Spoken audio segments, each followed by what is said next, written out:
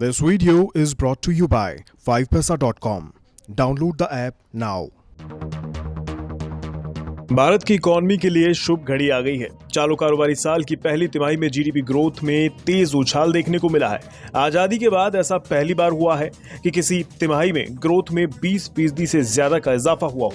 अप्रैल जून के बीच भारत की GDP growth 20.1% रही, जबकि मार्च तिमाही में जीडीपी ग्रोथ महज 1.6% थी। पिछले साल पहली तिमाही में जीडीपी में 24% से ज्यादा की गिरावट आई थी। ग्रोथ में आर्थिक ग्रोथ की सुपर रफ्तार के पीछे लॉ बेस इफेक्ट को माना जा रहा है।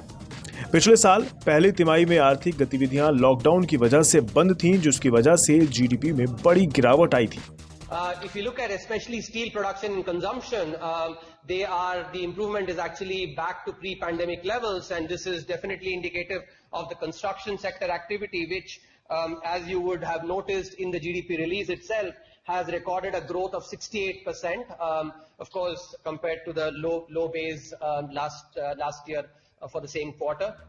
इस बीच अच्छी बात यह है कि जीडीपी ग्रोथ में तिमाही दर तिमाही अच्छी बढ़त देखने को मिल रही है। पिछले साल जून तिमाही में जीडीपी में 24% की गिरावट आई थी। सितंबर तिमाही में जीडीपी 7.5% गिरी थी। दिसंबर तिमाही में जीडीपी 0.4% बढ़ी थी। मार्च तिमाही में जीडीपी 1.6% बढ़ी।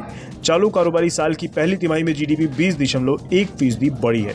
कुल मिलाकर तिमाही दर तिमाही जीडीपी में सुधार देखने को मिला है। अप्रैल जून के बीच सरकार का खर्च कम हुआ है, ये भी अच्छी बात है। हालांकि कमाई कम और खर्च ज्यादा होने की वजह से इकॉनमी पर दबाव बना हुआ है। अप्रैल जून के बीच जीवीए 30.1 लाख करोड़ रुपए रहा। यह पिछले कारोबारी साल की पहली तिमाही के मुकाबले 18.8% ज्यादा है।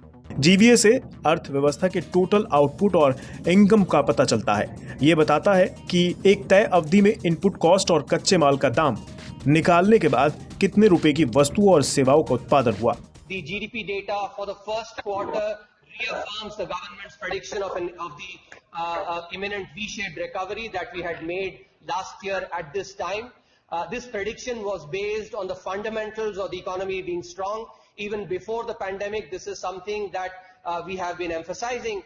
As shown in the economic survey 2019-20, the slowdown pre-pandemic was due to financial sector problems from the bad loans that were created pre-2014, and these had actually cascading effects with the problems originating in the banking sector.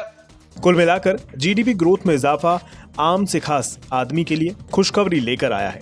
GDP बढ़ने से नया निवेश बढ़ेगा, नई नौकरियां बढ़ेंगी, आम आदमी की कमाई में इजाफा होगा। कुल मिलाकर देश की इकॉनमी पटरी पर लौट आई है। अगर कोरोना की तीसरी लहर बाधा नहीं बनी तो इस साल डबल डिजिट ग्रोथ हासिल हो सकती है।